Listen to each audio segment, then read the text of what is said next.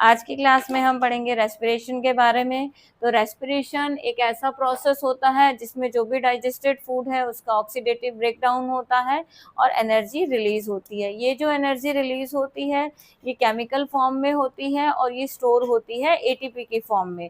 तो ये जो प्रोसेस है इसको हम बोलते हैं रेस्पिरेशन। इसमें जो क्वेश्चन आता है वो ये पूछा जा सकता है कि रेस्पिरेशन फॉर्म में जो एनर्जी रिलीज होती है तो वो स्टोर किस फॉर्म में होती है, तो एटीपी की फॉर्म में, यानी कि एडिनोसिन ट्राइफॉस्फेट।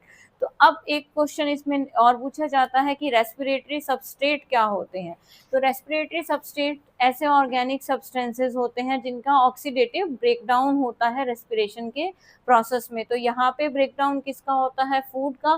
फूड में क्या आता है, यानी कि ग्लूकोज। तो ग्लूकोज जो है वो क्या है, रेस्पिरेटरी सबस्ट्रेट होता है इसमें।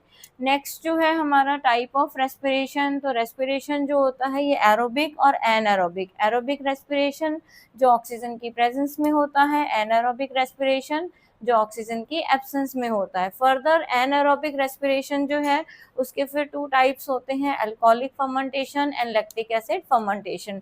तो इसका जो क्वेश्चन आता है उसमें पूछा जाता है right the various pathway of glucose breakdown. इस तरह से भी पूछा जा सकता है, या वे है ब्रेकडाउन का पाथवे है तो उसमें ग्लूकोज जो 6 कार्बन मॉलिक्यूल होता है तो साइटोप्लाज्म में ये चेंज होती है पायरुवेट 3 कार्बन मॉलिक्यूल में। फिर यहाँ पे आगे नेक्स्ट इसमें 3 कंडीशन है कि अगर एब्सेंस ऑफ ऑक्सीजन है तो उसमें वो क्या बन प्रोड्यूस होता है, इथेनॉल एक 2 carbon molecule, carbon dioxide and ATP. यहाँ पे जो एटीपी का प्रोडक्शन होता है तो वो बहुत कम अमाउंट में प्रोड्यूस होती है।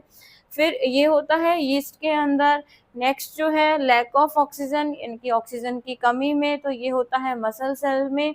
यहाँ पे क्या होता है, जो ये पायरुवेट है ये चेंज हो जाता है lactic acid and energy release होती है। लैक्टिक एसिड भी एक 3 कार्बन मॉलिक्यूल है। And next presence of oxygen ये होता है माइटोकॉन्ड्रिया में।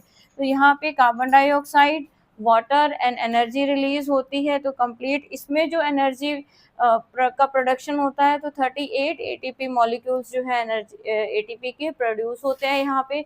इसके जो क्वेश्चन आते हैं एमसीक्यू के अकॉर्डिंग तो उसमें पूछा जाता है कि ग्लूकोज का कंप्लीट ब्रेकडाउन कहाँ होता है, तो वो होता है माइटोकॉन्ड्रिया में जो ऑक्सीजन की प्रेजेंस में होता है। इसमें ये पूछा जाता है। और साइटोप्लाज्म में ग्लूकोज का ब्रेकडाउन होगा तो वो किस में चेंज होता है, तो वो 3 कार्बन मॉलिक्यूल पायरुवेट जो है उसमें चेंज होता है। और प्लस इसमें एनर्जी का प्रोडक्शन होता है। क्लास है उसमें हम करेंगे difference between respiration and breathing. Thank you.